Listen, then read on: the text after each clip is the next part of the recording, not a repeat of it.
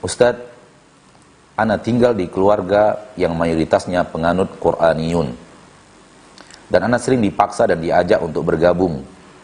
Tapi ana menghindarinya, dan memilih untuk memisahkan diri. Bagaimana sarannya Ustadz? Ana menyikapi keluarga yang seperti ini. Jazakallahu khairan. Wa iyyak. Qur'aniyun, apa itu Qur'aniyun? Ya. Terlihat jelas bahwa saudara kita ini tahu makna Qur'aniyun. Namun belum tentu seluruh pemirsa Asil TV yang sekarang menyaksikan acara ini pada kesempatan yang berbahagia ini faham akan makna Qur'aniyun. Qur'aniyun dari kata-kata Quran, Al-Quran. Dan orang ya, yang dinisbatkan kepada Quran disebut Qur'ani. Orang yang dinisbatkan kepada Al-Quran pakai ya'un nisbah disebut Qur'ani. Manakala jumlahnya sudah banyak, maka dijamakkan dengan jamak mudzakkar salim menjadi Qur'aniyun. Qur'aniyun dinisbatkan kepada Quran. Penisbatan yang bagus ya, secara penisbatan yang bagus. Tapi sebenarnya istilah ini istilah tidak bagus. Istilah tidak bagus, Qur'aniyun. Ya. Dan maksud daripada Qur'aniyun adalah orang-orang yang hanya mau beriman kepada Al-Quran dan tidak mau beriman kepada hadis. Sehingga maknanya jadi buruk. Mereka mengatakan cukup bagi kami Al-Quran saja, hadis tidak perlu. Cukup bagi kami mempelajari Al-Quran, mempelajari hadis bukan, kami tidak perlu mempelajari hadis. Cukup kami ambil agama kami dari Al-Quran, kami tidak belajar hadis. Dan ini menjadi buruk, ya, menjadi buruk. Kenapa? Karena Allah Tabaraka wa Ta'ala menurunkan wahyu ada dua. Wahyu yang pertama Al-Quran, dan wahyu yang kedua adalah hadis. Dan kita disuruh oleh Nabi SAW untuk berpegang teguh dengan Al-Quran dan hadis, bukan Al-Quran saja. Nabi SAW mengatakan, aku tinggalkan kepada kalian dua perkara, yang kalau kalian berpegang teguh dengan dua perkara itu tidak akan sesat untuk selama-lamanya. Kitab Allah, Al-Quran, wa sunnati, dan sunnahku yaitu hadis. Maka kalau hadis tidak dipegang, pasti sesat. Pasti sesat. Kalau Al-Quran saja, pasti sesat. Namun, ada umat Nabi Muhammad SAW, dan itu sudah Nabi katakan. Di saat Nabi hidup sudah Nabi katakan, akan ada di antara kalian orang-orang yang hanya mengatakan, cukup bagi kami apa yang ada di dalam Al-Quran. Sudah dikatakan oleh Nabi SAW. Akan ada umatnya yang seperti itu. Akan ada umatnya yang mengatakan seperti itu. Cukup bagi kami apa yang ada di dalam Al-Quran. Artinya mereka tidak akan menoleh lagi kepada hadis Nabi SAW. Dan salah seorang di antara mereka yang memiliki pemahaman seperti ini, tinggal di negeri kami, di Pekanbaru, dinukilkan langsung oleh suaminya kepada saya. Mereka mengatakan begini,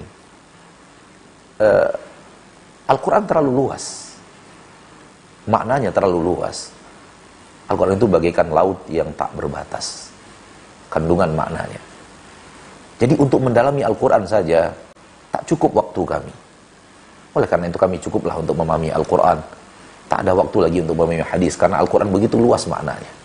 Semua ini adalah isapan jempol. Semua ini adalah kalimat yang seolah-olah baik, seolah-olah benar tapi batil. Karena kalimat ini hanya kalimat yang menipu orang-orang yang tidak mengerti tentang agamanya, bahwa agamanya adalah Al-Quran dan hadis. Syarat untuk tidak sesat yang dibuat oleh Nabi SAW, bukan kita yang membuatnya, adalah berpegang teguh dengan Al-Quran dan hadis. Oleh karena itu, berpegang teguh dengan Al-Quran saja adalah kebatilan. Baik, pertanyaannya adalah, bagaimana saya dengan keluarga saya yang mayoritasnya adalah orang-orang seperti ini? Tentu, nasihat kita kepada Anda adalah jangan ikuti mereka. Jangan ikuti mereka. Sudah jelas kebatilan orang-orang yang hanya berpegang teguh dengan Al-Quran saja dan tidak mau berpegang teguh kepada hadis. Tidak mau berpegang teguh kepada hadis. Dan ini adalah orang-orang yang sudah dikatakan Nabi SAW sesat. Nabi yang mengatakannya, Sallallahu Alaihi Wasallam, ketika beliau hidup. Orang-orang yang hanya berpegang teguh kepada Al-Quran saja sesat. Maka jangan ikuti mereka. Sehebat apapun mereka mengajak Anda untuk hadir kajiannya, jangan hadiri. Jangan biarkan telinga Anda mendengar salah seorang di antara mereka ceramah, lalu Anda pinjamkan pendengaran Anda kepada mereka karena rasa sungkan. Itu adalah om, itu adalah tante, itu adalah misalnya kakek kita yang mengajak lalu ada rasa sungkan lalu Anda duduk bersama mereka, bahaya. Bahaya. Karena kalau bisa jadi ketika Anda sungkan, Anda duduk bersama mereka dan kemudian ada kalimat-kalimat syubhat mereka yang luar biasa masuk ke dalam hatimu dan merubah hati menjadi hati yang awalnya mengingkari menjadi hati yang mulai sedikit demi sedikit suka kepada apa yang mereka bicarakan, dan berbahaya. Ya, berbahaya. Wallahu taala alam. Ya, hilangkan rasa sungkan. Hilangkan rasa sungkan di hati kepada keluarga besar, tidak ikut pengajian mereka karena agama kita dan pertanggungjawaban di akhirat masing-masing. Dan Anda apabila yakin itu adalah tidak benar, bahwa aliran Qur'aniyun tidak benar, maka menjauhlah darinya. Menjauhlah darinya. Dan kalau Anda mampu untuk menasihati, nasihati. Namun dengan akhlak yang baik. Yang namanya nasihat, dakwah tetap dengan akhlak yang baik. Wallahu ta'ala a'la wa a'lam bisawab.